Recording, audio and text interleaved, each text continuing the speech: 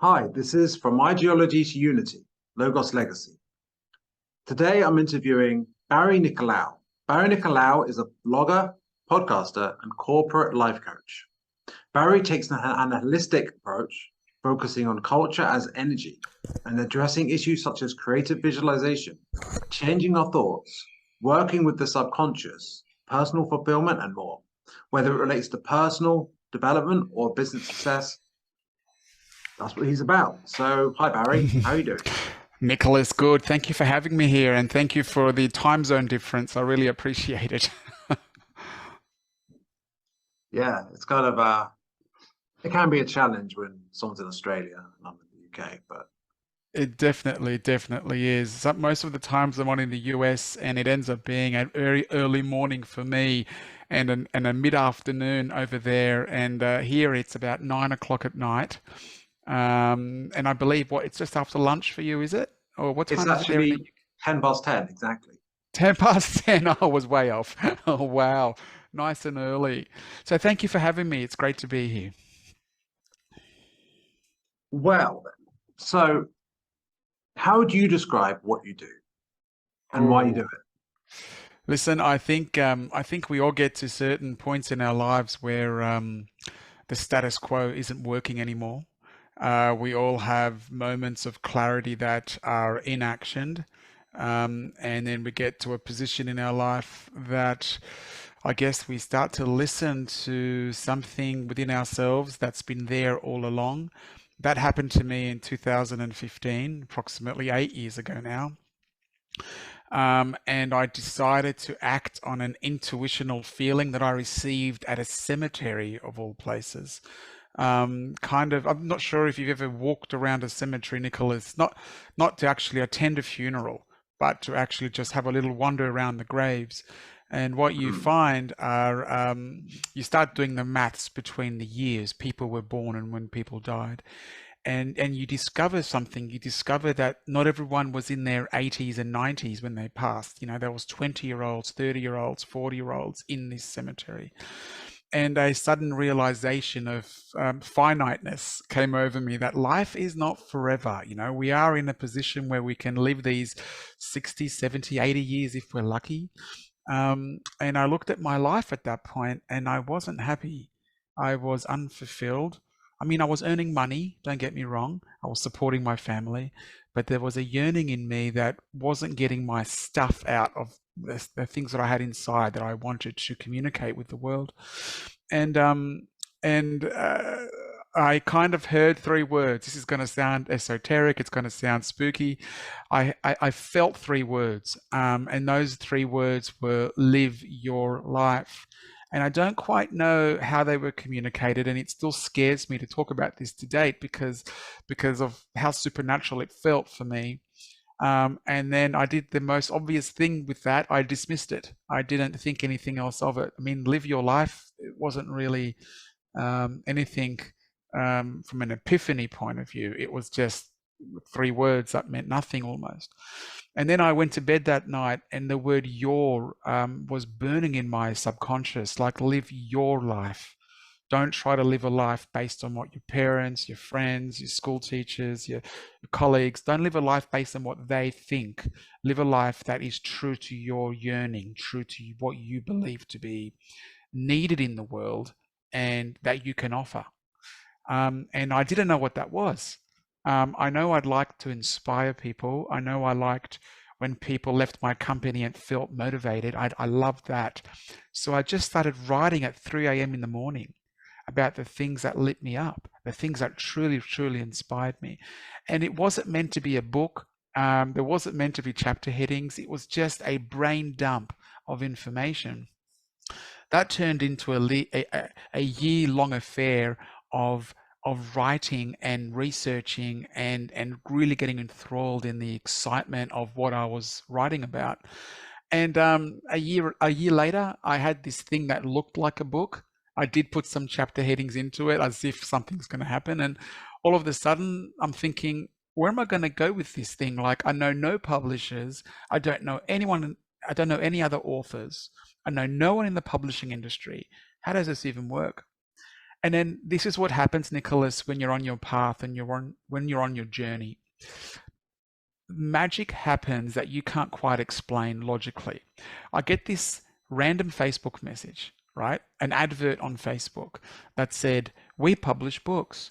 If you have a manuscript, we'd love to hear from you." And I'm like, that's random. I mean, only my wife and I knew that I was writing, right? And I get in touch with John. We go on Amazon and we launch this campaign. We got to #1 in 6 countries and 19 categories on the website with my first book. An online course has since come from that. But you get to an understanding, and it's not even about the book or anything else right now. What it's about is you get to an understanding that when you're no longer fighting, when you've given up the struggle and just give into what you want to do, then all of a sudden the green lights happen often, and they happen quite quickly in your life. When I'm up against a red light or when I'm up against a struggle, it always happens to me, by the way. I do come up against red lights, but I make sure that I've pushed all my green lights where they can go before I look at the red light. I make sure that I've pushed everything that I can. And those green lights end up circumvening the red light, and I keep moving forward. And it's a very strange practice that I've put into play, but I believe that I might have tapped into this world of the unknown, this world of making sure that you listen to yourself, and then you start co-creating a future based on the subconscious and the power of thought, the power of kindness. It's you start trusting without necessarily having all the pieces of the puzzle in front of you. You start trusting that the right pieces show up when they're meant to show up. And it's very, very unusual for some respects because I wasn't that way inclined. But now I've used that methodology moving forward, and it is absolutely outstanding for me to pass these messages on, to just trust the process that you're on. It's pretty wild. So yeah. Yeah, so trusting the process that you're on. Now, I guess we're on a process of life, right? So we No, need to trust how it's all playing out, I guess. well, personally for you, Yeah. get micro about it. Don't worry about what's happening outside your 4 walls right now, and get to a process where, do you have something that you've always wanted to do, but there's been deciding factors that have intervened that says, no, Nicholas, don't do that. And is that a very personal decision that's been taken away from you? And if the answer to that is yes, then you have a responsibility at some point to revisit that decision and see if you have made the right choice. And I think a lot of people do go through that. Family members are sometimes, I love them to death, but they are also the largest cynics of what I believe is right for me. And I've had to create a very love-based boundary around myself to say, listen, I'm not asking permission. I'm just letting you know this is what I'm doing. I'd love your blessing, but if I don't get it, it's not going to derail me. Getting to that place where you come from a sense of honesty and trust and purpose and love on your life with your decisions. And you don't want to look back on 30 years' time that says, well, I could have done that when I was 27, but I didn't do it because other people had an influence. So to clarify, you're not trying to justify it or like getting angry about other people. You're just simply like, look, No, I'm sorry, I'm going to do this, and yeah. that's I think it's best for me, and that's all there is to it, really. Well, yeah, well, because the people that love you will say you have most of the people that love you that will say you have my blessing.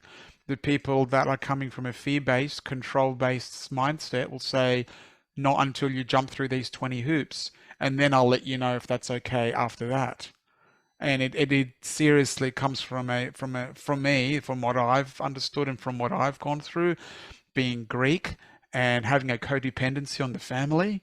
It comes from a place of not needing that codependency and not needing that permission. It comes from a place of, if this really means a lot for you, you shouldn't need to ask for permission. You should just move forward with the pieces of the puzzle that you have. And once you do that, you start to live a life with no regret, because you've made personal choices. Yes, Nicholas, some of those choices will be poor, but some of those choices will be good. So are you willing to let go of the poor ones or the good ones and just say, well, no, I don't want that, and someone else can rule my life? I've been in that situation, and it doesn't lead to a life of freedom. It leads to a life of conformity. And hey, I'm there for family. I love it. I think that it's great, but I just don't run every decision past them. I don't think that they need to know everything. I think that it's a very personal journey. And if you think about it, your mum and your dad gave birth so you could live your life, not so you could live their life. And that's Yeah, something that that's I've true. learned the hard way. So when it Go comes to for it. intuition, Hmm. um, what form does it take, and how do you know if it's intuition, Hmm. what your subconscious or your higher Mm, self mm, mm. wants, or is it First of all, I just, will. or yeah, or something else? Great question. It's a really good question. Um, and the, before we get to that, I'd like you to consider something. As you become more spiritually aware in who you are and what you're moving forward with, and moving into the unknown, if that's a path that you want to progress on, you start to realize that intuition and spirituality are intrinsically linked. Spirituality is not a thinking thing. It is not a logic based analysis. It is a feeling thing. It is something that you feel is true within yourself, and it doesn't matter the logic that could argue against it. It ends up being a fallacy for you. It ends up being something that just isn't true. So you know something. If someone's had a certain experience and you try to convince them otherwise, and their knowingness is fighting you on it, their knowingness will win the day because they have experienced it in their reality. You haven't experienced it. So it comes from a sensation of, well, I don't understand it. It looks suspicious to me. Surely we can logically argue this away and you can see it for what it is. For the person that's experienced it and they've listened to their own intuition, it ends up being quite a personal endeavor. And I have been the type of person to argue with people and say, well, could it have been this, or could it have been that, or could it have been something else? And they've looked at me and said, Barry, maybe, but I can't ignore this feeling that I've been given. And these people have gone on to do incredible things based on that belief, based on that knowingness, based on their personal intuition. And I guess what we're talking about here is the difference between left brain and right brain. It comes down to understanding that we need both hemispheres working in tandem to be able to move forward creatively and logically, not just logically, right? So you come to a realization that it's really important to use both. I mean, to give you a quick analysis, um, Albert Einstein opened up this door for me about 6, 7, 8 years ago when I read a quote. Einstein himself, the father of science and knowledge, turned around and said, the most important question every human being on the planet must answer. They must answer this question, Nicholas, is whether they believe they live in a toxic universe or whether they believe they live in a friendly universe. That is a question you have to answer. Now, the point of the question is not to sit there with endless debate citing examples of friendliness and toxicity. The aim of the question is to reduce your answer to one premise, to one answer. Can you do that? Can you say with hand on heart that the world is either a toxic place or a friendly place? And the reason that Einstein asked it is to get us to a situation in understanding that we will create a reality based on the answer. We will create a trajectory in life based on the answer that we give. So if you're the kind of person, and there's no judgment here, but if you're the kind of person that says, well, Barry, I believe that the world's a toxic place, and let me tell you why. COVID, the Ukraine, recession, impending recession, global financial crisis, all these horrible scenarios that are happening, and this is your reasoning, and this is the evidence you're providing. And it's true, right? And this is why I believe the world's a toxic place. And the next person will say, well, Barry, I'm seeing marriages get back together. I'm seeing fathers that are forgiving their kids. I'm seeing kids that are forgiving their parents. I'm seeing that right now. I'm seeing students that are struggling really hard at university that are getting the degrees that they want through a lot of sacrifice. I'm seeing that as well. I'm seeing refugees in bordering countries to the Ukraine that are taking in other foreign countries that are taking in refugees from the Ukraine. I'm seeing that people they don't know. I'm seeing people welcomed into homes, strangers. I'm seeing that on the news. I'm seeing that as well.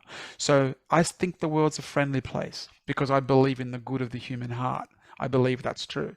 And then you look at both sides of the argument, Nicholas, and you ask yourself a question: who's right and who's wrong? And you realize something: they're both correct. Then they are both living physical, tangible experiences based on their original viewpoint from Einstein's question. I believe the world is a friendly or a toxic place.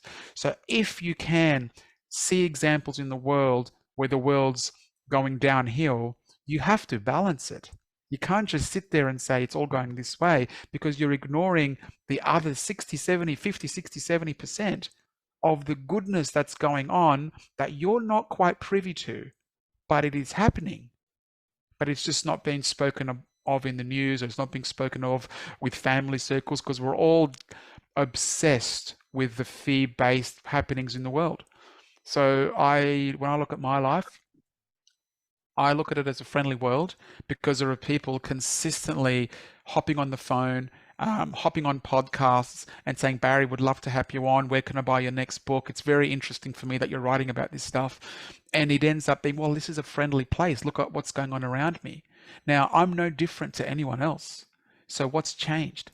It's that I view the world in a certain way, and then life is giving me frequencies of vibrations of people that are also the same match.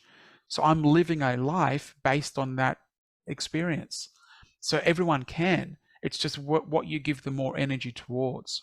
That's a very long-winded answer. I don't even know if I've answered your question, Nicholas. That's a good answer because I was going to ask you another question, but you kind of answered that. I'm so sorry. No. It's a good thing. It's a good thing. Don't worry. So basically, It sounds like you're saying there's different energies, and you can break it down to there's love or fear, right? And you choose, and then what you get is based on that choice. Well, what you receive is if you honestly believe it. Here's the thing I need to ferret out. Okay, human beings are really good at saying one thing and feeling another. You get in life what you're feeling, because what you're feeling is what you mean, not what you say. We're all really good at saying, I'm fine, everything's fine. How's the parents? Fine. How's your wife? Fine. How's the job going? Fine. It's fine. And then Nicholas, under all of that fine is something different. You feel it just with catching up with people, right? But you might not want to prod. You just might want to go, oh, okay, that's good. You're fine. Anyway, if you want to talk to me, you can let me know. We can go for a coffee or something. And if you've got any other stuff you want to talk about, but you feel it. Now, the universe responds to the not fine. The energy responds to the not fine. It doesn't respond to the fine because the fine is not true. Because you're not, and I'm not. So you get to a situation where how can your words and your meaning be at the same level rather than having this disparity of I'm thinking that I'm okay, but really what I'm feeling is down here. So I've tried to become a student of saying what I mean and meaning what I say. And sometimes that repels some people, and sometimes it brings people closer to me because I'm real, right?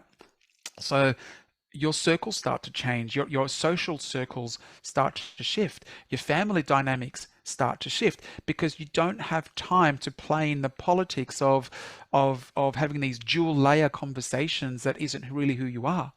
So you start to open yourself up to, I'm actually being me right now, and this feels good, and I'm attracting good scenarios, and I'm helping great people, and they're asking me for help. This feels really good. My life right now feels really good. What's changed? It's because you've let go of the duality. You've let go of the need to be adhering to somebody else's standards or somebody else's thoughts or somebody else's conceptions of what you should or should not be doing. You're finally stepping into who you are meant to be. And it's hard to do it, but it's necessary if you are to live a life of no regret, and if you are to live a purpose based on your strongest talents, your deepest passions, and what you want to bring out into the world for the next 4 or 5 decades. What do you want to do? And if you don't start walking on this path, a lot of time will lapse. And then you'll be the 50-year-old or the 60-year-old that says, I wish I could turn back the clock. And you realize that you can't.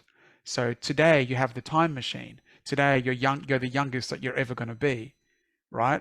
So make the moves that best align with who you are as a person. And all of a sudden, the right energies, the right frequencies in terms of people, scenarios, situations, then match that and bring you into a scenario that best mentions of who you are. Like it best brings out your personal dharma, your personal passion that makes you you, if that makes any sense. Yeah, it does. So what do you do on a bad day, or when it's even when you're living a Oh, true life, something happens and all it's the like, all the how time. are you okay or positive? How do you be Well, okay with what's not okay? first of all, I'm not. I feel the feeling, and oh my God, I get bad days, like literally, because when you're holding so many people up, when you're trying to be positive for so many people, it gets heavy sometimes. Um, and then what I do is, this is going to sound really strange, but if you can do this, you'll actually find a secret key to the happiness that you want, is to, while I'm sitting there in my depression, let's call it, um, I also go, okay, Barry, you feel like crap, you feel down. Is there anything in your life right now that's going okay? And then I go, well, if I had to answer that, I guess I do have my health, and I do have a little bit of money in the bank, and I do have my family, and I do have my house, and I do have my friends and family. All those things are kind of going okay, but I feel down still, right? And then what I do, Nicholas, is that the disparity wasn't here. Now the disparity ends up being something like this. So I don't feel as bad, but I've just introduced a few things that I'm grateful for, like truly, truly grateful for. And what tends to happen is that it starts to level out. You start to kind of go, not immediately, maybe it might take 1 or 2 days, but you start to think, well, even if what I'm going through right now doesn't work out, and I look at the reason of why I feel bad, and even if it doesn't happen, let's just say it doesn't, what I want, it doesn't happen. I've still got all this great stuff going on. And I'm blessed for that. Like I'm so fortunate that I have got so many good things happening. So I tend to live there more than I live in the badness of the day. Because do you know what, Nicholas? We've got so much more good to be grateful for than the bad that we see in the That's so world. true. You just It is, don't. man. You need to pay It is. attention to it. You wake up, you feel You hit it rubbish, on the head. crap, You hit it on the head. and there's birds chirping out the window, but you might not even notice it unless you pay attention to that. So you've just hit it on the head. You have just nailed it 100%. So whatever you give your attention towards, you will expand. It's really simple. It's like, you know what it's like? It's like a garden hose. If you direct your garden hose at 4 plants and you leave the fifth one and you don't give it any water, which four are you going to see grow? Well, the last one's going to die, right? Because you're not giving it the attention. So what are you giving attention to right now that you don't want to grow? That's the question you have Good to question. answer. Yeah, well, and most people go, well, I've been giving attention to these 6, 7 areas all my life, and yeah, I'm living an okay, comfortable life. It's not that great, but it's okay. But they're actually giving water to the things that they don't want to grow. And what I'm saying is, what if you just redirected that hose to other plants that you do want to see growth? So let's consider it as energy, right? Take that energy from the things that you don't want to see grow and put that energy into the things that you do want to see grow. What do you think the natural consequence of that will be? And if you're a logical person with sound mind and a little bit of clarity, you'll go, well, maybe the things that I do want to see grow will begin to grow. And then you'll be absolutely correct. You'll be like, well, that's true. So What then, if? Oh, sorry. yeah, go for it. What if you've got like now a lot of people will relate to this. addictions or like even if Yeah, it's just comfort eating and things like that. But like you could worry about what you're doing wrong and how that might yeah, be bad for your life. yeah. But maybe that's even worse than Mm, maybe you can be okay with the fact that you're not doing everything perfect, mm, mm, but getting a bad state about that is mm. worse than the imperfections. Um, Absolutely. Yeah. Yeah, well, I would suggest to anyone that's going through anything horrible like that is to control the controllables. It's a little saying that I've come up with in Sydney. If you look at the scenarios in your life that you have complete control over, it's your duty to control them. You can, if you can, control them. If there are scenarios, and this goes for everything else in the world that is out of your sphere of control, if there is anything else in the world you cannot control, do not spend energy, time worrying about it. You cannot do anything about it. And the counter argument to that is, well, Barry, I want to stay informed. All right, you can stay informed, but give it to me in bullet points. Don't give it to me in novels. I want to know what's going on. True, but then I move on to the controllables. I move on to what I can influence in my life. So the worry for me is worthless because worry doesn't do anything apart from sinking further energy into something that you do not want to see grow. Nicholas, it's very interesting. As I've explored this concept of quantum research and the law of attraction, I've discovered that the biggest challenge we face is we give attention to what we don't want, not what we do want. They're very different things. Saying you don't want cancer doesn't mean you want health. Saying you want health is saying you want health. It's a very different vibration. It is a very different energy frequency. Saying I don't want to be broke is not saying you want to be financially free. They're very different statements. Saying I want a healthy marriage is not the same as saying I'm going to be divorced next week. They're very different things. So we've got to get better at speaking about what we want, our desires, not what we don't want. And what we've become very good at is telling the world what we don't want. And you know what the universe hears? It just hears the crux of your statement. It hears, for example, I don't want to be broke, has broke as the focus point of what you're talking about. I don't want to have cancer, has cancer as the focus point. The universe doesn't hear no, it doesn't hear I don't want. It just takes the essence of the vibration of your statement and magnifies that back in terms of life experience. That's why we've got to be very specific. Life is literal. We live and die by the tongue. So we've got to be very literal about what we want and get laser specific about what that means for you. And then say, well, Barry, my 5 desires are this. A, B, C, D, E. And I'm going, great, Nicholas, that's fantastic. You've identified what you want with no doubt, no negativity, and you've put it out there as an intention, right? Now you begin working towards it, but you've made it clear. You haven't clouded it by telling me what you don't want. That's irrelevant because if you get the things you want, as a byproduct, the things that you don't want won't be in your experience. So why tell me for the next 2 hours about the things you don't want? I want to know what you want. I want to know what you're for, not what you're against. Tell me what you're for, and I'll show you the future. yes, Yeah. that's a very good point. I'm wondering. So you mentioned you're writing down your desires, and I imagine if Yeah. you had one-to-one sessions, that might be Yeah. something you do. It When it is. It comes is. to Yeah. what other things might you do? For example, at the beginning, Mm. you mentioned what you did, what you wrote down, just what you're passionate about, what Mm, as mm, mm, well. mm, mm, mm.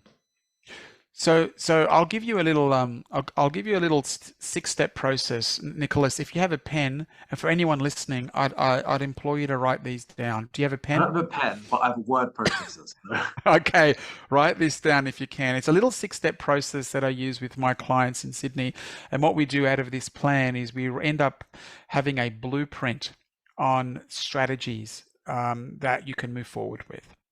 The first step I'd like you to consider, number one, is I'd like you to define your desire.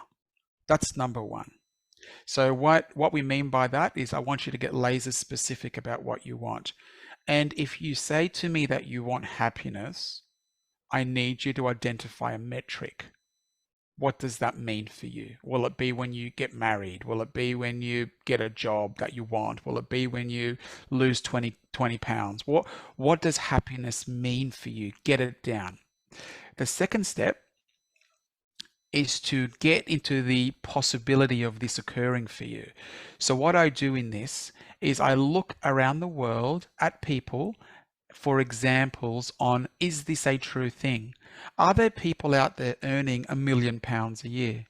Are there people out there that have lost 20 pounds? Are there people out there that have the business that I want to have for myself? Are there people out there that actually are doing this thing? Is it real in the world right now? And then I find those examples and I start to convince the subconscious mind that this is a true thing. It is not something that it's just woo-woo. It's real. Here are the people, right, that are living this existence that I want. The third area is I need you to feel the feeling of this going on in your life right now. So what that actually means is, can you close your eyes and encapsulate what it would feel like when this desire is now a reality for you? Can you do that for me? Can you get into your mind, go into a meditative state and say, oh my God, this is real. I'm now living in that area. I'm now married to that person. I'm now earning this amount of money. I'm now helping that charity. I'm living in that area. I'm driving that car. I'm doing it. Oh my God, it's real. I need you to encapsulate the feeling of you already achieving it. You need to hold that feeling for 68 seconds. That's the combustion point. That's the combustion point where another feeling at the same frequency joins it. And please don't doubt it. Don't sit in your mind and go, oh, but how is it going to happen? And doubt creeps in and fear creeps in and there's a knock on the door in your house. You've got to get into solitude and you've got to feel this feeling. I do this twice a day, probably for the last 6 months. I've been doing this and it is amazing. It is absolutely amazing. I'm convincing my subconscious mind that it is real now. The reason I do it, Nicholas, and this is also something to jot down, from a scientific point of view, the subconscious mind does not know the difference between a real event and an imagined event felt vividly. It doesn't know the difference. It thinks it is real now, and it will then look for scenarios that match that frequency, that match that scenario, that match that situation in your mind, right? The fourth area is to release doubt and toxicity. Now, you can do the first three steps well. If you leave doubt and toxicity at its current levels, you're not moving forward. You're treading water. You're just staying put. You got to be mindful of the people you have around you, the family and the friends that influence your state of mind. You've got to be mindful of your sleeping habits. You've also got to be mindful of the food that you eat and your social circles. If you feel drained after you have any one of these encounters in your life, the potential of it being toxic for you is very, very high. So I try to limit these scenarios. I won't completely get rid of them because I love some people. I don't want to completely cut them off, right? But I limit my time with them. And I get to a scenario where I realize what's healthy and what's unhealthy for me, okay? So it's very important to start doing that as well. The fifth area is to release the timing. A lot of people choke it by saying, it has to happen now. Barry, I want it to happen now, now, now. What we're really doing when we're choking something is we're introducing fear into the equation without knowing it, right? If you really want to control something that's out of your control, it's fear. It's fear masquerading as control. I'm not interested in fear. So I release the timing to a higher power. I work towards it. I do my meditation work and I release it. And it's very important to do that, Nicholas, because if you don't release it, you end up choking it and you end up just throwing the whole process in the garbage bin. So you look at the scenarios that have happened in your life and you ask, have they been perfectly timed for you?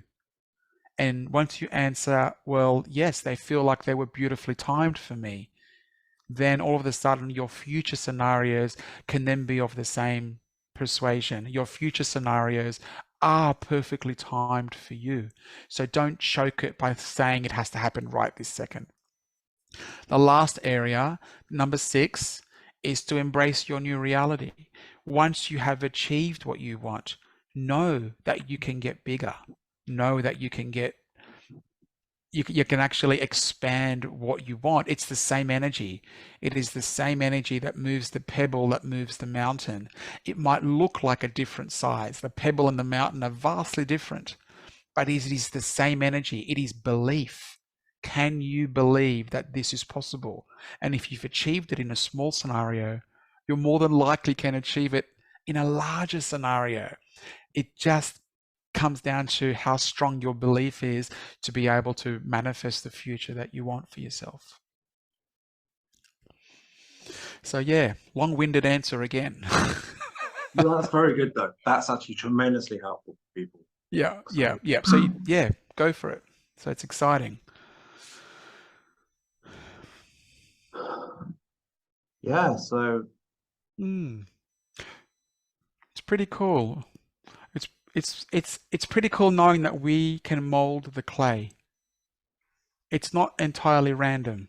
It's not entirely with a roll of a dice left up to the gods. We have immense influence. And how cool is life?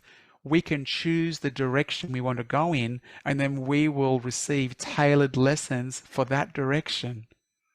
Like, how unbelievably awesome is that? We can choose.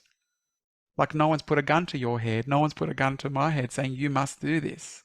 We can choose. And then the universe, God, will say, well, okay, Barry, okay, Nicholas, that's what you want. Here are the lessons you have to learn on that path. And then what do we do as human beings? We get stuck in our pain along that path. We're like butterflies with our wings pinned down. So it ends up being something quite tragic when it's something quite marvelous. yeah, it's like a choose your own adventure, isn't it?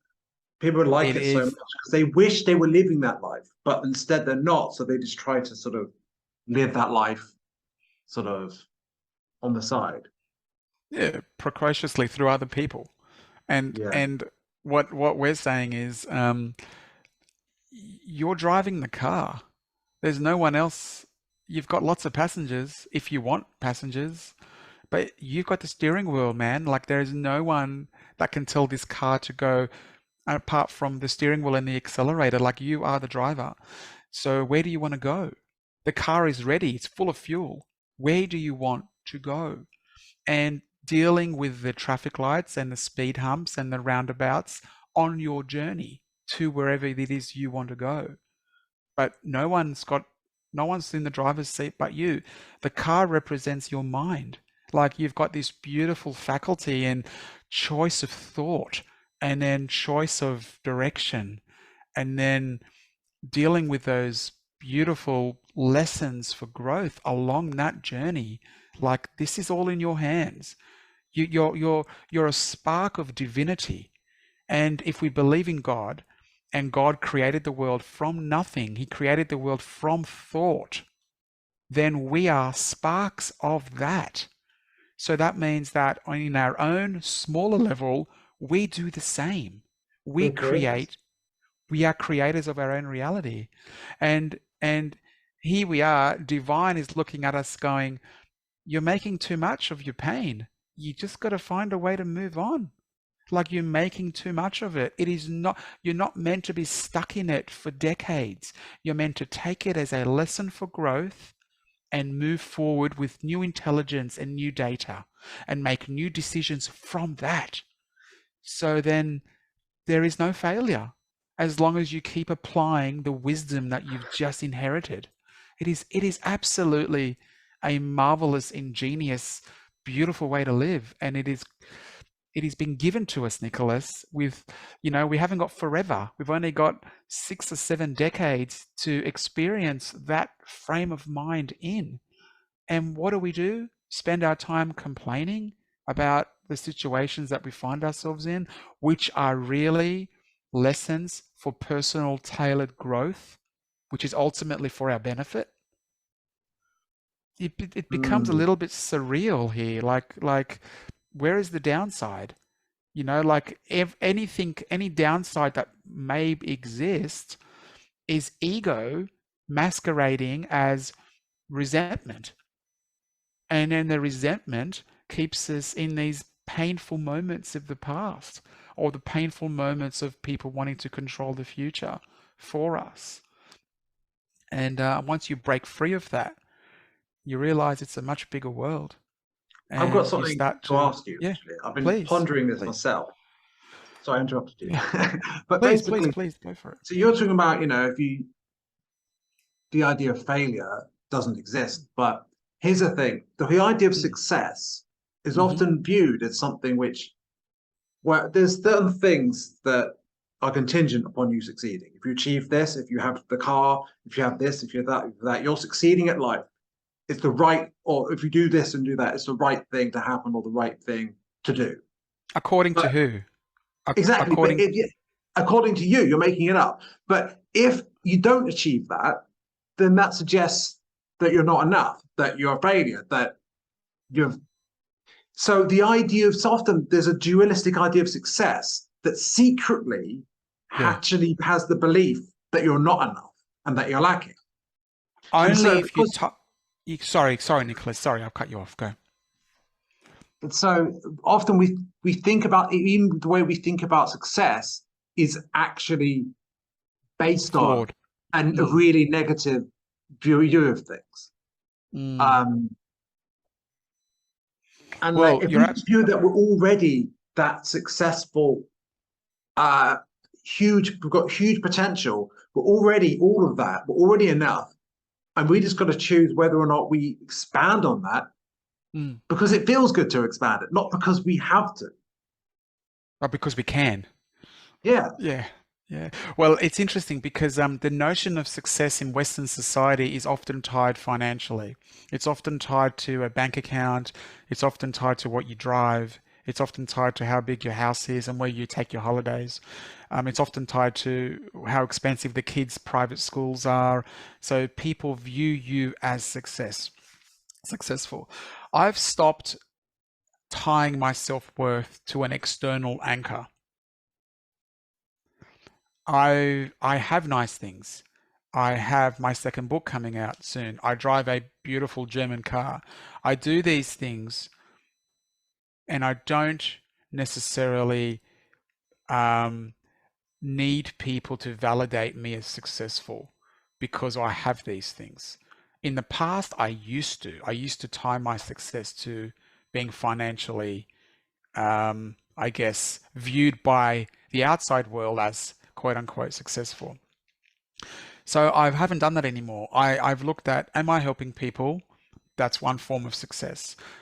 Is my family healthy and I'm providing for them? That's another source of success. Um, am I physically healthy, mentally healthy? Do I have clarity? That's another form of being successful. Can I give to a charity of my own volition? That's another form of success.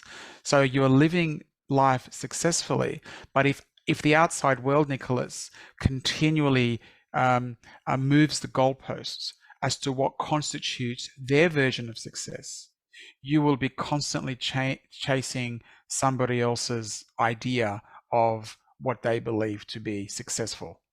And that's why failure has no bearing on anything because it's a chance to actually start more intelligently. It's a chance to start with more wisdom. But Yeah, I think there's a real stuffed up version of success in the world, like an ideology that and a lot of cultures are like this. I won't go into specific nationalities, but there are some nationalities that the first conversation would be, so how much do you earn a year? So what's your net worth, Barry? And I don't hang around those specific people anymore because that's an inherited habitual subconscious conversation that they've been having all their lives. And they view success based on monetary terms, and that is it.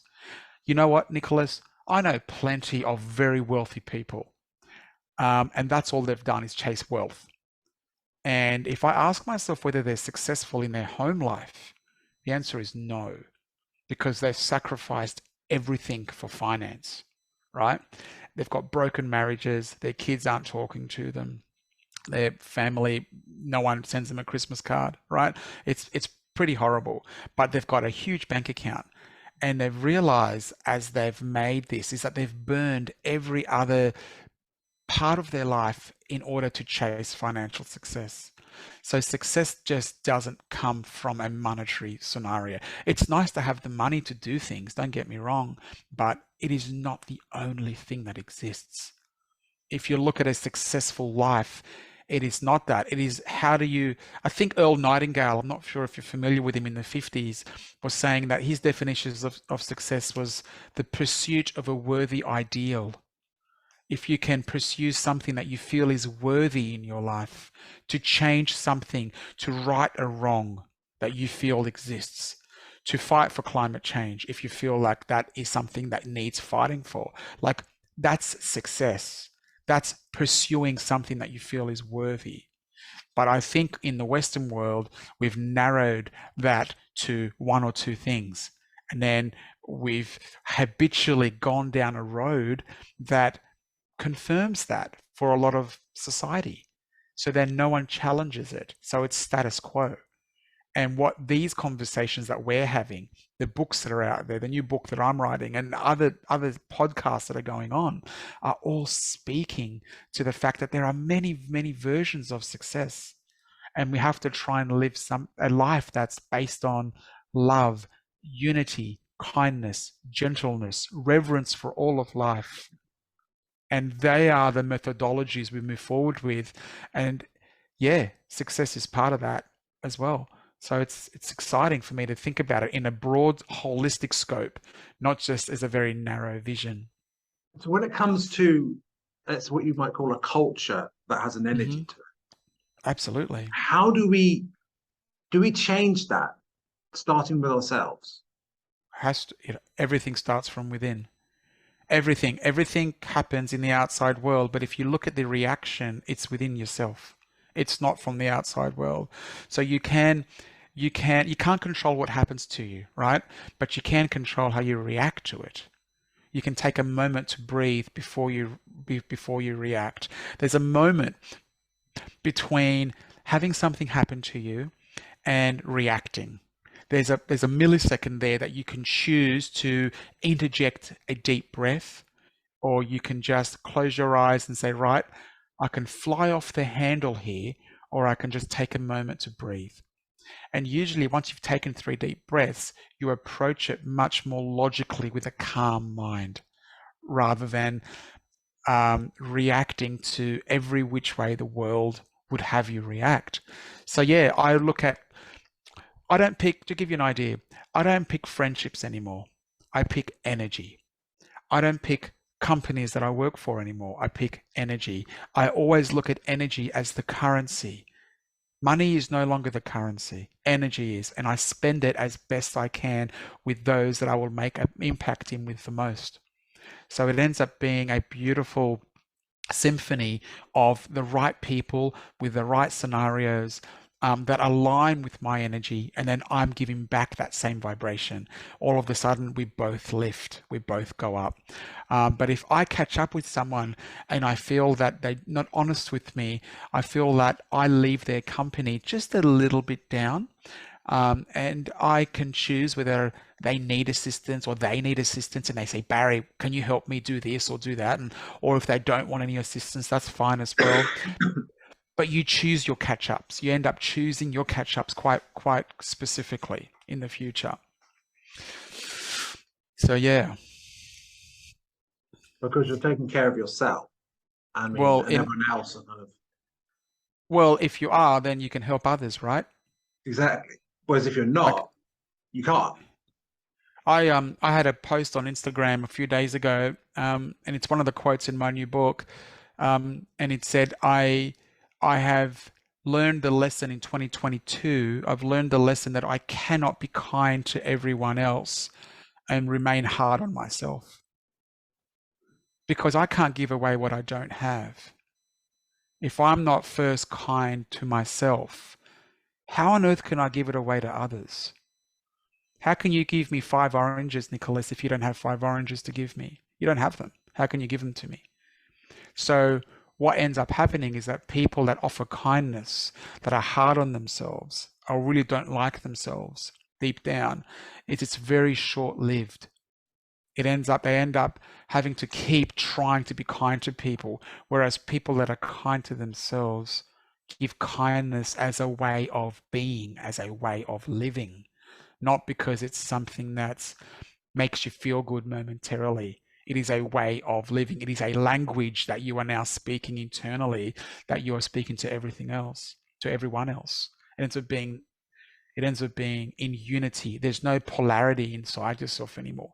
So if you can find a way to be kind to your mistakes and be kind to any things that you feel like you've done are wrong, or you feel guilt for something that you've done in your past, and you can forgive yourself, at least try to forgive yourself and move on, then you're showing kindness to self. And then when someone enters your experience and they say, well, Nicholas, what should I do here? That will flow out of you. You will say, well, I did something similar and I chose eventually to be kind to myself. And now I'm offering it to you. I would like you to begin to start to forgive yourself to be able to move forward. But you've got to start from you first. It can't be something you provide externally that you don't provide internally. Because I'll tell you what, you can't live in two worlds for that long. So yeah, Mm. don't know if that helps our conversation, but it's definitely I think helped it me does. anyway. I think it Yeah, does. And like, yeah, I also like if you are kind to yourself, that transforms your life for the better. it has You to. focus on positivity, you feel better. Other people see that and they can make the same changes, or they can ask you and you give them the advice. So it's like you might seem that it's selfish focusing on you, Yeah, but it actually it's not. really it changes everything. Well, tell me, I mean, it's the oldest analogy in the world, but it's true.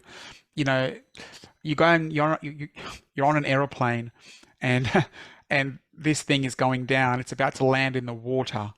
And what do they say over the microphone? To be able to help others, you've got to put your own life vest on first, because you need to be able to float to be able to offer people assistance that are drowning. So how on earth can jumping and helping the guy across from you help when you are also drowning? You're both going to die. So you got to be able to be in a situation where you go, okay, I'm going to fortify myself. I'm going to put my life vest on. I'm going to show kindness to self first. And then that puts me in a position where I can offer assistance. And if you can do that, then you can probably help the whole aeroplane. You can help as many people as you can. But there's a reason that the flight authorities say that that's what you do, is to be able to then help others. So read the books, forgive yourself, offer kindness, offer love, but do that internally first as an inside job. And then when you feel like you're in that place of energetic positivity, then people will automatically say to you, Nicholas, you feel different. I don't know what it is with you. You've got a different energy signature. You just feel more positive. I don't know what it is about you. And you'll be in a position where they'll ask you for advice. And you'll be able to come from a position of love and understanding and kindness and not judgment, but how do we get to the next step for you? How does that work? And all of a sudden, you end up being a beacon of light, because then hopefully the person that you've helped does the same. And that's how you create impact. And that's how you build your believers. And that's how you change the world. You got to start with you first, and then your light shines outwards. And for me, anyway, that seems like the best way forward. Yeah, it's kind of funny and ridiculous, but something popped in my head. It's a way to almost finish off, right? So there was a show called Heroes years ago. I was like, save the cheerleader, save the world. But I'm just thinking, it's like, be your cheerleader, save the world. 100%. Spot on. Yeah, you gotta be the change that you want to see. Yeah. That's probably the best way. That's probably the best way to put it. How can you? There's no point sitting there and giving me the problems of the world and telling me why and how people are doing things wrong when you're not doing anything differently to change that. I don't want to hear those conversations. If you're actually actively doing something, then you can talk about it. But if you're sitting there and talking about it and not actively being the change that you want to see, how on earth can you expect it to change? And this is where we get into trouble, because what happens is that we habitually get into a motion of complaining, and we habitually, without even thinking about it or knowing that we're doing it, we get into a complaining cycle. And what sort of scenario do you think that feeds? Does it feed the toxic side of the universe, or does it feed the friendly? Exactly. So we've got to become conscious creators, not just going with the status quo. So is there anything, any last sort of thing you'd want to say to sort of, for anyone listening? Listen, I just think identify the next right move. What that looks like. After this conversation, you might have heard this conversation. It might have inspired you. It might have motivated you. It might have, really lit a fire in you. If you have that inspiration within you right now, identify what the next right move looks like from here. What is it? Does it look like ringing your old boss for your job back? Does it look like doing a university degree? Does it look like helping the homeless? Does it look like losing 20 kilos? What does the next right move look like? And once you identify it, do it. Don't just sit there and go, oh, that would be nice. Do it. Make that next step. And all of a sudden, then you'll do the next step and the next step. And by the time you finish listening to a few more podcasts, you've made 20 steps. And all of a sudden, you're 20 steps down the road to the life that you want to lead. And then it's just around the corner. Well, that's fantastic. And I love how succinctly you put things. So thank you, Nicholas. Thank you. It was a great conversation. And without further ado, bye for now.